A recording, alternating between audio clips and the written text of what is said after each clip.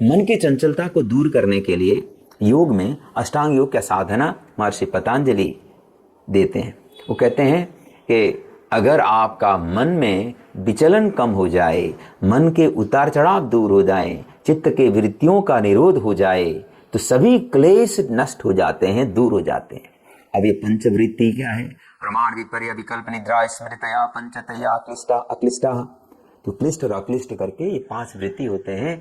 कभी कभी ना हम लोग गलत कर रहे होते हैं, लेकिन उसी में एंजॉय कर रहे होते हैं, और समय के साथ वो इतने गिर जाते हैं ना, उसके बाद उभरना मुश्किल हो जाता है।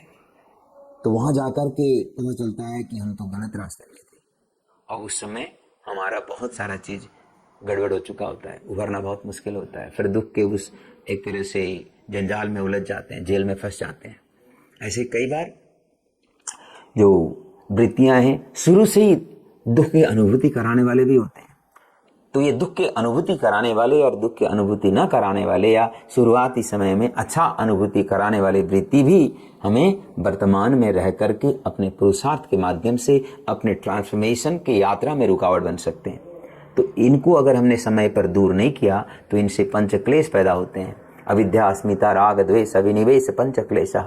ये पंचक्लेश जब पैदा होते हैं तो हमें फिर वो कष्ट का एक ऐसा साइकिल पैदा कर देते हैं, तो फिर इंसान उस पीड़ा में पेंडुलम की तरह एक पीड़ा से बचने के लिए उधर भागेगा, उधर से उधर भागेगा, और ऐसे ही भटकते ही रहेगा। तो वहां से हमें अपने आप को रेस्क्यू करनी है। तो इसके लिए हमें सेल्फ कंट्रोल का साधना आगे बढ़ाना है। सबसे पहले इसके लिए यम का साधना है। यम 5 यम है। तो 5 यम में क्या क्या है? अहिंसा, सत्य, अस्तेय, अपरिग्रह, ब्रह्मचार्य, यम। तो ये 5 यम का पालन करना है। हमें अहिंसा का साधना करना है। मन, वचन और कर्म से अहिंसक बनना है। मन से हिंसा ना करना, वचन से हिंसा ना करना, और कर्म से हिंसा ना करना। मन से हिंसा न करवाना, वचन से हिंसा न करवाना, कर्म से हिंसा न करवाना। तो ये पालन करना होगा, तब अपने अंदर एक अद्भुत स्तर का सेल्फ कंट्रोल और सेल्फ अवेयरनेस डेवलप होता है।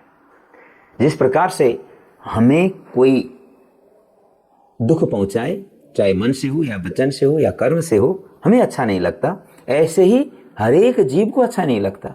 अगर हम किसी को चोट पहुंचाते हैं तो वो भी रिवेंजफुल हो जाते हैं। जैसे हमें अगर कोई पीटने लगे तो हम कुछ समय बचने का प्रयास कर सकते हैं। अगर बार बार हमें टॉर्चर करे तो हम भी रिएक्टिव हो जाएंगे।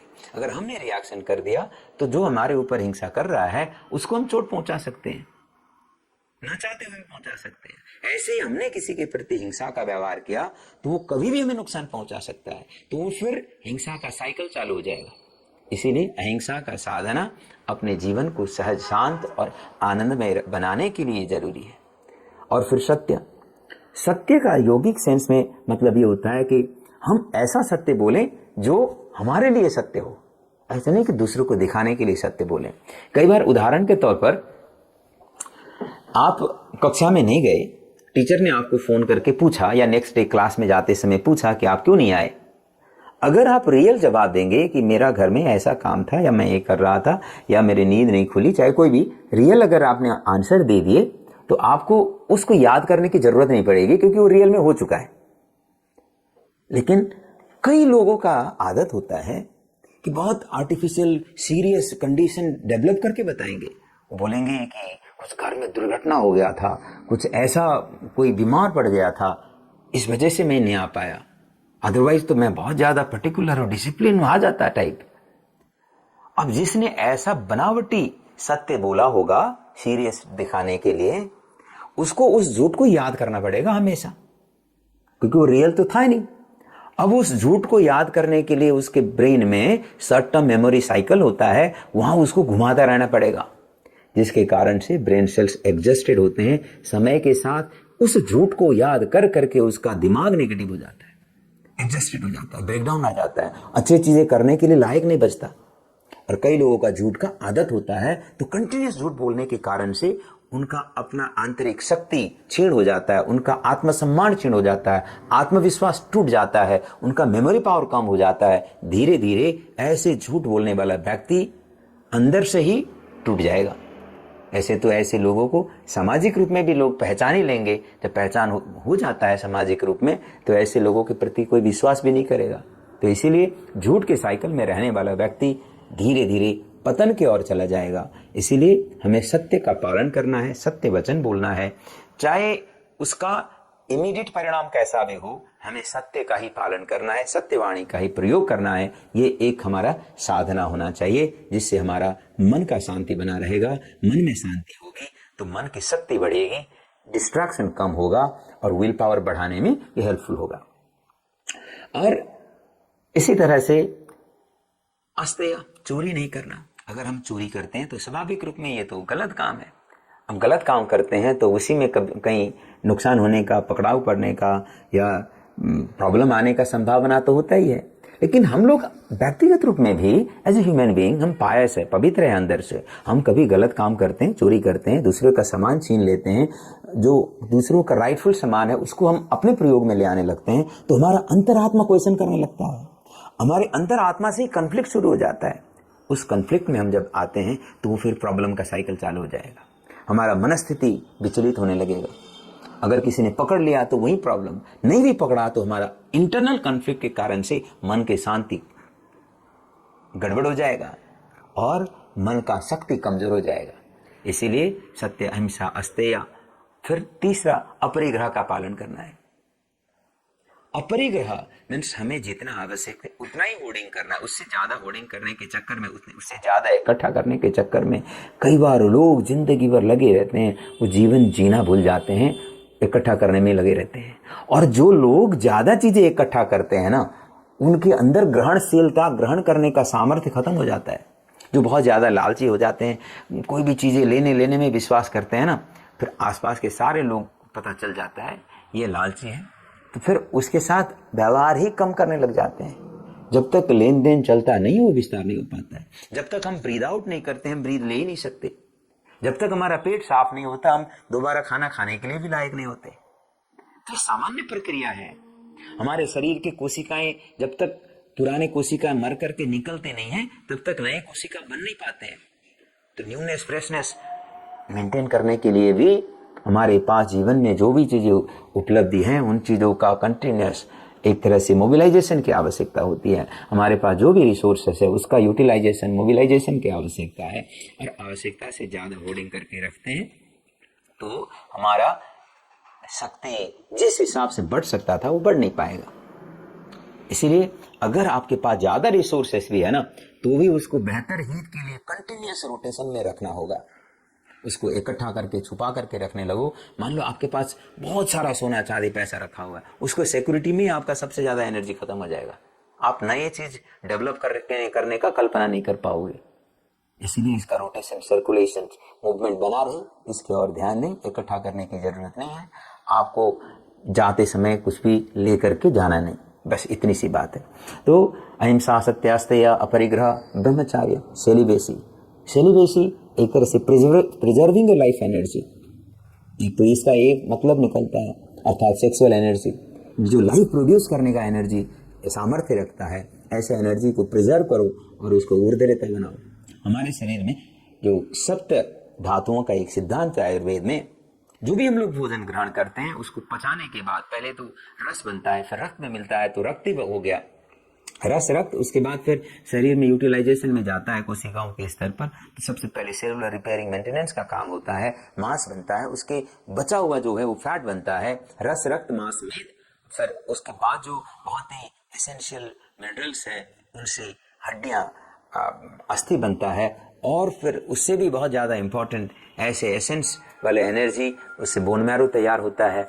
और उसके बाद भी एक्स्ट्रा जो एनर्जी, उसका भी ट्रांसफॉर्म एनर्जी होता है, वो फिर ओज बनता है। एनर्जी फील्ड स्ट्रांग बनाने में काम आता है, व्यक्ति के व्यक्तित्व को निखार करने में काम आता है।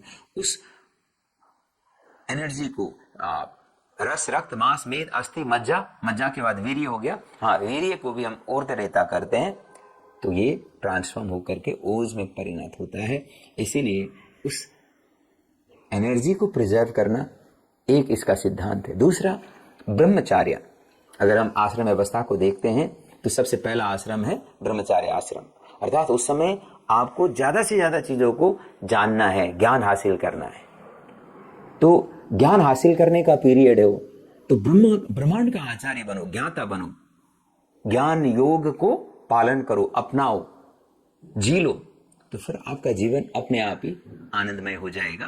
तो आपका विचलन होने का संभावना कम होगा। इसलिए इन 5 नियम को पालन करते हुए 5 नियम की ओर आगे बढ़ेंगे। 5 नियम क्या है? शौच, संतोष, तपा, स्वाध्याय, ईश्वर, प्राणिधानानि नियमा। तो शौच, क्लीनलीनेस की आवश्यकता होती है, internal as well as external. ये तो हमारे रोज रूटीन का होना चाहिए। अगर हमारा एक्सटर्नल सफाई नहीं होता, गंदगी होती है, तो असहजता हो जाएगी। इंटरनल सफाई नहीं हुआ, पेट साफ नहीं हुआ, यूरिन पास नहीं हुआ, तो भी असहजता होगा। स्किन के अंदर भी स्वेट ग्लैंड शरीर के अंदर से वेस्टेज को निकालने का ही काम करते हैं। जिनका स्वेटिंग प्रॉपर नहीं हो पाता है उनका स्वास्थ्य जल्दी खराब हो जाता है। जो लोग रोज दिन में एक बार स्वेटिंग करते हैं उनको बीमार होने का संभावना बहुत कम हो जाता है। तो ये सफाई के कारण से। शौच, संतोष, अब अपने पुरुषार्थ के बाद, अपने कार्य के बाद जो भी चीजें मिला है उसमें संतुष्ट रह करके अपने पुरुषार्थ को कंटिन्यूअस रखना ये बहुत जरूरी होता है। अगर ऐसा नहीं करेंगे तो फिर आपका ही एनर्जी डिस्ट्रैक्टेड होने लगेगा, आपका कंसंट्रेशन, फोकस धीरे धीरे कम होने लगेगा। इसीलिए आपके पुरुषार्थ से आपको जो मिला है उसमें संतुष्ट रह करके अपने पुरुषार्थ को कंटिन्यूअस रखने का आदत बनाएं। शौच, संतोष, तपः, स्वाध्याय। स्वाध्याय यहाँ पे बहुत महत्वपूर्ण है कि हम सेल्फ स्टडी करें, अपना स्टडी करें, अपनी अवस्था को। आज का दिन आपका कल से बेहतर हो, बस इतनी सी बात है। रोज अपने आप को बेहतर करना है, कल से आज बेहतर करना है, आज से आने वाले कल हमारा बेहतर होना चाहिए। रोज बेहतर हो, रोज बेहतर करें, बस ऐसे संकल्प के साथ अपना इवैल्यूएशन करें और अपने से आपको सतमार्ग में चलाते रहें, तो समय के साथ सब कुछ अच्छा ही होगा, इसमें कोई डाउट नहीं। तो शौच, संतोष, तपा, स्वाध्याय, फिर अंतिम में ईश्वर, प्राणिधान। अब आप अपने पुरुषार्थ को कर रहे हो, फिर भी आपको अपेक्षा के अनुसार कोई चीज मिल नहीं रहा है, आप कहीं जाकर के अटक भी रहे हो, तो कर्मफल सिद्धांत के अनुसार ही वो अवस्था आपके लिए जीवन में आया है। अब उसको आप एक तरह से ओवरकम नहीं कर पा रहे हो, तो आपको यहाँ होपलेस होने की जरूरत नहीं है। अपने एंडेवर को कंटिन्यूअस रखें और जो भी मिला है उसको ईश्वरीय प्रसाद समझ करके ग्रहण करें और अपने एंडेवर को करते रहेंगे। कुछ समय में, समय के साथ, क्योंकि समय से पहले कोई भी चीज नहीं मिलता है, आपको परिणाम प्राप्त होने के समय तक निरंतर प्रयास करते रहना है भक्ति भाव के साथ। जैसे महर्षि पतंजलि कहते हैं, उपलब्धि की उस हाईएस्ट अवस्था तक पहुंचने के लिए आपको दीर्घ काल तक निरंतर रूप से सत्कार भाव के साथ अपने पुरुषार्थ को करना होगा। सतु दीर्घ काल निरंतर ये सत्कार से बितो दृढ़ भूमि। बस इसको पालन करनी है, सब कुछ अपने ट्रैक में आ जाएगा। तो इस प्रकार से 5 नियम का व्यवस्था है। फिर उसके बाद आसन। आसन में मुख्य रूप से महर्षि पतंजलि के परिभाषा को देखेंगे तो 3 श्लोक में ही वो कवर करते हैं। ऐसे 84 लाख आसन का चर्चा है। जितने योनि है, जीवन है, उनके सबके अपने अपने स्पेशलाइजेशन होते हैं। उन स्पेशलाइजेशन को प्राप्त करने के लिए वो एक निश्चित प्रकार के आसन ज्यादा प्रयोग करते हैं। उसको अगर हम एडॉप्ट करते हैं तो ऐसे क्वालिटी को हम डेवलप कर सकते हैं। इस सिद्धांत में 84 लाख आसन का विधान बताया गया, लेकिन हम अपने जीवन में 84 लाख आसन तो कभी कर सकें, कल्पना भी नहीं कर सकते। इसलिए उसमें से सिलेक्टेड आसन की बात है। अगर हम हठ प्रदीपिका में देखते हैं तो हठ प्रदीपिका में जस्ट 15 आसन दिए गए और शिव संहिता में तो 4 ही आसन दिए हैं और घृण संहिता जैसे बहुत महत्वपूर्ण ग्रंथ में वहाँ 32 आसन दिए गए। तो ऐसे कुछ लिमिटेड आसन से ही काम चल जाता है, लेकिन उसको परफेक्शन के साथ करना होगा। इसके लिए महर्षि पतंजलि कहते हैं योग के आसन स्थिरम सुखम आसनम है, अर्थात किसी एक पर्टिकुलर पोजीशन पर लंबे समय तक स्थिरता से सुखपूर्वक सहज होकर के रह पाने का सामर्थ्य विकास हो जाए तो सही मायने में योग आसन है। उस प्रकार की अवस्था को प्राप्त करने के लिए महर्षि पतंजलि कहते हैं प्रयत्न शैथिल्य अनंत समापत्तिभ्यम। प्रयास करें, रिलैक्स रह करके प्रयास करें और उस कंडीशन में लंबे समय तक बने रहें और उस समय जो भी प्रक्रियाएं शरीर के अंदर या बाहर चल रही होते हैं उसको ऑब्जर्व करें, उसके साथ जुड़ जाएं।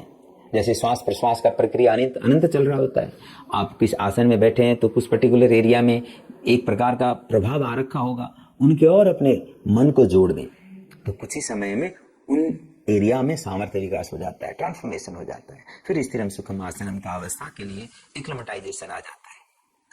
और आगे कहते हैं कि इस प्रकार से अभ्यास करते जाएंगे तो ततो द्वंद्व नाभिघात, आपको जिंदगी में कभी किसी प्रकार के कठिन सिचुएशन से ब्रेकडाउन नहीं आएगा।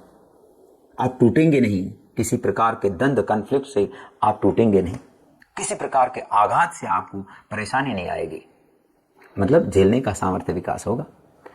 तो इस प्रकार से आसन के बारे में चर्चा है।